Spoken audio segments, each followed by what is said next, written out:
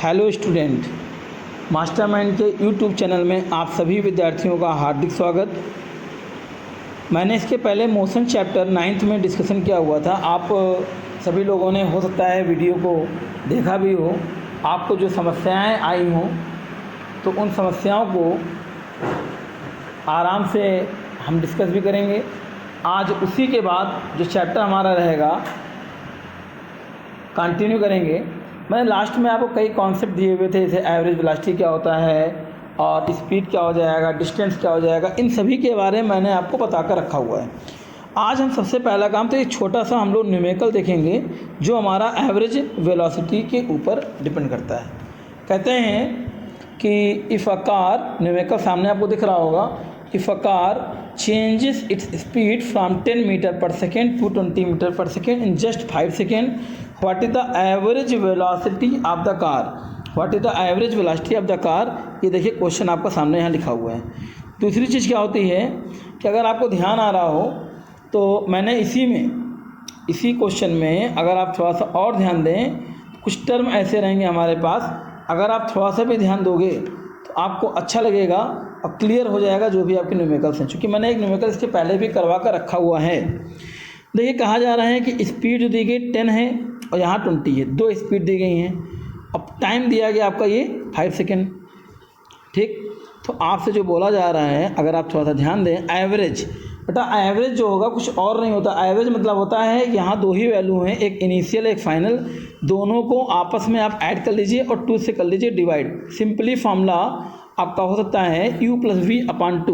u हमारा मैंने बता कर रखा हुआ है इनिशियल वेलोसिटी होती है, v हमारे पास फाइनल वेलोसिटी हो जाएगी। u की वैल्यू 10 दी गई है, एक दिया गया 20, दोनों को आपने ऐड किया, 20 और 10 जो लिखा हुआ है ये 20 और 10 ऐड किया 30 आ जाएगा अपॉन 2। फाइनल आंसर आपका 15 मीटर पर सेकेंड, और वही आपका कैलकुलेशन क्वेश्चन का कंप्लीट हो जाता है। हम इसी के बाद अगर देखें तो हमारे पास टॉपिक आता है एक्सीलरेशन। देखिए एक्सीलरेशन को अगर आप थोड़ा सा ध्यान दें तो मैंने एक्सीलरेशन के बारे में भी आप लोगों को थोड़ा सा इसके पहले हिंट किया होगा, लेकिन आज आपको उसको और अच्छे से समझना है। देखिए एक्सीलरेशन क्या होता है, कहा जाता है कि the rate of change in the velocity, मतलब कहने का हो गया है कि वेलोसिटी टाइम के साथ जो चेंज होती है ना, टाइम को हम लोग यहाँ रेट से डिनोट करेंगे। मतलब जो हमारे पास फार्मूला हो जाएगा वो सिंपल रहेगा, एक्सीलरेशन इज इक्वल टू क्या हो जाएगा, फाइनल वेलोसिटी माइनस इनिशियल, इसको हम बोलेंगे चेंज। जैसे हमने आपसे कहा दो बच्चे हैं, एक बच्चा नंबर 20 पाया है, एक बच्चा 10 नंबर पाकर रखा हुआ है, तो हमने कहा दोनों में कितने का चेंज है, तो आपने कहा सर 20 में 10 को अगर हम माइनस कर लें तो चेंज निकल कर आ जाएगा जो कि आया है 10 के बराबर। तो बेटा याद करिए फॉर्मूला क्या हो जाएगा एक्सीलरेशन का, change in the velocity upon time taken. मतलब कहने का बिल्कुल सिंपल सी बात है कि जो आपका एक्सीलरेशन होता है वो क्या हो जाएगा, फाइनल माइनस का इनिशियल अपॉन क्या हो जाएगा, टी।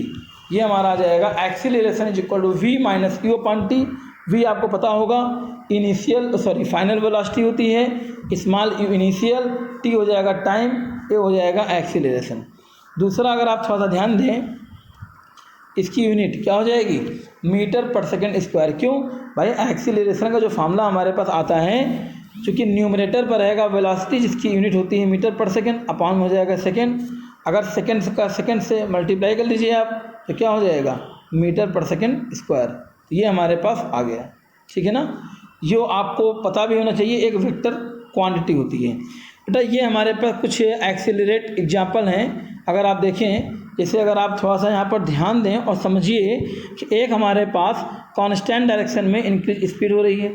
ठीक, यहाँ क्या हो गया, कांस्टेंट डायरेक्शन है, स्पीड क्या हो रही है, डिक्रीज। भाई 30 था फिर 60 आ गया, है ना। फिर अगर आप देखें थोड़ा सा इसी के बाद 30 मीटर लिखा हुआ है, यहाँ क्या हो गया, डायरेक्शन चेंज हो गई लेकिन स्पीड। ये आपके अलग अलग 4 केसेस हमारे पास हैं जो हमारा कहते हैं एक कार है उसको एक्सेलरेट कर रहे हैं, आपके एग्जाम्पल्स हैं। आगे अगर हम आ जाएँ तो हमारे पास क्या होता है कि इन्हीं इनिशियल वेलोसिटी और जो आपका स्मॉल यू है, ये देखिए फाइनल वेलोसिटी जो हमारे पास स्मॉल वी होगा जो लिखा हुआ है यहाँ पर, एक्सीलरेशन जो हमारा ए हो गया, टाइम हमारा टी हो गया, डिस्टेंस हमारी एस हो गई। इनको मेन लेकर हम लोग क्या करेंगे, एक रिलेशन बनाएंगे इक्वेशन ऑफ मोशन का। इक्वेशन ऑफ मोशन आप सभी को पता होनी चाहिए। 3 इक्वेशन ऑफ मोशन हमारे पास होंगी और उन 3 इक्वेशन ऑफ मोशन में आपको ध्यान देना होगा, केवल क्या होगा, एक्सीलरेशन आएगा, इनिशियल और फाइनल वेलोसिटी आएगी, टाइम आएगा, डिस्टेंस आएगा। हम इन्हीं से एक रिलेशन तैयार करेंगे। तो अगर आप थोड़ा ध्यान दीजिए, हमारे पास फर्स्ट इक्वेशन ऑफ मोशन है जिसका हम लोग डेरिवेशन पढ़ेंगे। तो देखिए अभी अब आपको मैंने बताया है कि भाई जो एक्सीलरेशन होगा उसका जो फार्मूला होता है वो क्या हो जाएगा, चेंज इन वेलोसिटी, मतलब v अप, ये आ गया v minus u upon T, जो कि आपका देखिए सामने पहले स्टेप में यहाँ पर भी मैंने लिख ही दिया है। सेकेंड स्टेप में क्या हो जाएगा, एक्सीलरेशन की जगह मैंने ए सिंबल लिख दिया यहाँ पर, यहाँ v minus u upon T हो जाएगा। ये हमारा सेकेंड स्टेप हुआ। बेटा ये जो टी लिखा गया है इस टी को आप उधर भेजो। जब टी वहाँ चला जा रहा है तो क्या आ जाएगा, बोलो A T V minus you. अब आप क्या करो, v को एक तरफ पड़ा रहने दो, v जो हमारा लिखा गया है उसको आप एक तरफ पड़ा रहने दो। यहाँ अगर आप देखो तो क्या हो जाएगा, माइनस यू जब उधर आ जाएगा तो फार्मूला हमारे पास क्या आ गया, v बराबर आ जाएगा u प्लस ए टी, मतलब v is equal to u plus a t. यहाँ v जो रहेगा उसको हम बोलेंगे final velocity, small u initial velocity, a acceleration, t हमारे पास टाइम हो जाएगा। तो ये हमारा फर्स्ट इक्वेशन ऑफ मोशन यहाँ से डिराइव हो जाएगा। कोई अगर दिक्कत आपको आती है तो आप यहाँ पर पूछ सकते हैं, ठीक है ना। फिर आगे देखिए आप, उसी के तुरंत बाद हमारे पास सेकेंड इक्वेशन ऑफ मोशन। तो बेटा सेकेंड इक्वेशन ऑफ मोशन में क्या हो जाएगा, कहते हैं एवरेज वेलोसिटी का फार्मूला क्या होता है, v plus you upon two, और डिस्टेंस का फार्मूला क्या हो जाएगा, एवरेज वेलोसिटी इनटू टाइम। तो हमने जहाँ डिस्टेंस वहाँ एस लिख दिया, जहाँ एवरेज वेलोसिटी ये देखिए ये वैल्यू थी ना यहाँ पर, उस वैल्यू को हमने यहाँ रखा v plus you upon two, यहाँ हो गया टाइम t। बेटा आप सभी लोग जानते हो, अच्छी तरह जानते हो कि हमारे पास जो फर्स्ट इक्वेशन ऑफ मोशन है v is equal to u plus a t होती है। तो जहाँ बेटा ये लिखा गया है ना v, वहाँ पर हमने इसको देखो यहाँ पर सब्स्टिट्यूट कर दिया, वैल्यू क्या रख दिया है, v की जगह पर हमने u प्लस ए टी को पुट कर लिया है। आगे एक u और था जो प्लस u आ गया अपॉन टू मल्टीप्लाई टी, ये हमारा अगला स्टेप हो गया। बेटा स्मॉल u और स्मॉल u दो बार है तो ये क्या हो गया, 2u plus a T upon two multiply T. ठीक, अब क्या करो बेटा, अगले स्टेप में आपको देखना है जो तुम्हारे पास टी लिखा हुआ है, जो भी तुम्हारे पास टी लिखा हुआ है इस टी को आप अंदर ब्रैकेट के इंक्लूड करिए। देखिए 2u में जब वो इंक्लूड हो जाएगा तो क्या होगा, 2ut आ जाएगा। और ऐसे ही अगर आप थोड़ा सा ध्यान दें, जो हमारे पास 80 लिखा हुआ है, अगर वो 80 के अंदर अगर इंक्लूड होगा टी, तो 80 था पहले, एक टी और आएगा तो 80 का, देखिए 80 का जब हम टी से मल्टीप्लाई करेंगे तो क्या हो जाएगा, 80 स्क्वायर। तो बेटा फाइनल हमारे पास फॉर्मूला क्या आ गया, s is equal to u t plus half a t square. ये हमारा सेकेंड इक्वेशन ऑफ मोशन हो जाती है। अगर आपको ध्यान आ रहा हो तो मैंने पहली इक्वेशन ऑफ मोशन जो आपको अभी पढ़ाया हुआ है तुरंत इसके पहले मैंने डेरिवेशन भी कराया हुआ है, वो आपके पास क्या हो जाएगा, v is equal to u plus a t. Second क्या हो गया, s is equal to u t plus half a t square. अब आते हैं इसी के बाद थर्ड इक्वेशन ऑफ मोशन। ये तीनों इक्वेशन ऑफ मोशन पेपर में कई बार पूछी गई हैं। थोड़ा सा इनकी प्रैक्टिस अगर अच्छी हम कर सकते हैं, कर लेंगे तो क्लियर हो जाएगा। तो यहाँ अगर हम देखें तो यहाँ क्या होगा और कैसे हम लोग करना है, देखिए ये भी बहुत आसानी से आप क्वेश्चन लगा सकते हो, कोई ऐसी दिक्कत यहाँ पर नहीं आने वाली है। तो हमारे पास जो थर्ड इक्वेशन ऑफ मोशन है, ये देखिए फर्स्ट इक्वेशन ऑफ मोशन में हम लोगों ने पढ़ा है v is equal to u plus a t. तो अगर माइनस यू को आप उधर भेजो तो v minus u upon a is equal to t आ जाएगा। तो यहाँ पर अगर आप थोड़ा देखें तो मतलब क्या हो गया है, अगर आपको नहीं आ रहा समझ में तो एक बार अगेन देखिए। देखिए हमने बताया था एक्सीलरेशन का फार्मूला v माइनस का u अपान क्या हो जाएगा t। आप इसको नोट भी करते रहो, समझ में अच्छा आ जाएगा। तो बेटा आप t को उधर जरा भेजो इक्वल टू के पास, है ना। जब t यहाँ चला आया तो यहाँ क्या आ जाएगा, v माइनस का u, अब a नीचे चला आया तो ये हमारे पास रिलेशन क्या बना, t की वैल्यू किसके बराबर हो गई, v minus u upon a, जो कि हमने v is equal to u plus a t वाले फार्मूले से निकाला है इसको, ठीक है ना। तो आप देखिए वही यहाँ पर आपका लिखा हुआ है v is equal to u plus a t है, यहाँ इन्होंने लास्ट में निकाला है फार्मूला टी का। और देखो आप सभी लोगों को ये क्लियर होना चाहिए कि जो भी वैल्यू हमारे पास आ रही है, आपको पता है सेकेंड इक्वेशन ऑफ मोशन का जो फार्मूला होता है s is equal to u t plus half a t square होता है। जो हमारे पास देखिए s की जगह हमने s लिख दिया, जहाँ u लिखा गया वहाँ u लिखा है, जहाँ t लिखा है वहाँ देखो वैल्यू लिख दिया यहाँ पर। v माइनस क्यू अपॉन ए प्लस हाफ ए लिखा हमने। अगेन हमने टी की वैल्यू को यहाँ पर सब्स्टिट्यूट कर लिया, v माइनस क्यू, ठीक है ना, जो भी हमारे पास टाइम आएगा उसकी वैल्यू लिखा ना v माइनस क्यू अपॉन ए। करना कुछ नहीं है, स्क्वायर आपको लिखा है। अब देखो, अब यहाँ क्या हो जाएगा, जो भी वैल्यू हमारे पास आएगी अगले स्टेप में देखिए, आपने u को अंदर भेजा तो क्या आ जाएगा uv, फिर अगले स्टेप जरा यहाँ चेक करो, यहाँ क्या हो जाएगा, u को आप v में कहोगे तो u स्क्वायर आ गया अपॉन a आ गया प्लस हाफ a आपका यहाँ पर लिखा हुआ है।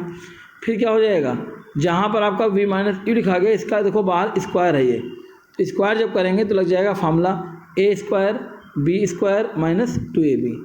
अपॉन में जो आपका a था, चूँकि आपने t की वैल्यू पुट किया था तो उसके अपॉन में क्या था, a था, तो वही a आपका स्क्वायर में आ गया। बेटा अगले स्टेप में क्या हो जाएगा, ub माइनस वी स्क्वायर लिखा रहने दो आप, ub माइनस वी स्क्वायर को आप ऐसे ही लिखा रहने दो, अपॉन में a आ गया। यहाँ देखिए हाफ लिखा गया है, v square plus u square minus का 2uv हो गया है। अब 2uv के अपॉन में यहाँ क्या आ जाएगा, a स्क्वायर था, लेकिन एक a से जो आपका एक a वाला है, एक इससे आपका कैंसिल हो गया, तो यहाँ खाली a बचा। अब क्या हो गया, देखो uv minus u square upon a, यहाँ पर आ जाएगा v square plus u square minus 2uv upon में आ जाएगा 2a, चूँकि यहाँ का 2 और यहाँ का a मल्टीप्लाई होगा 2a आ गया।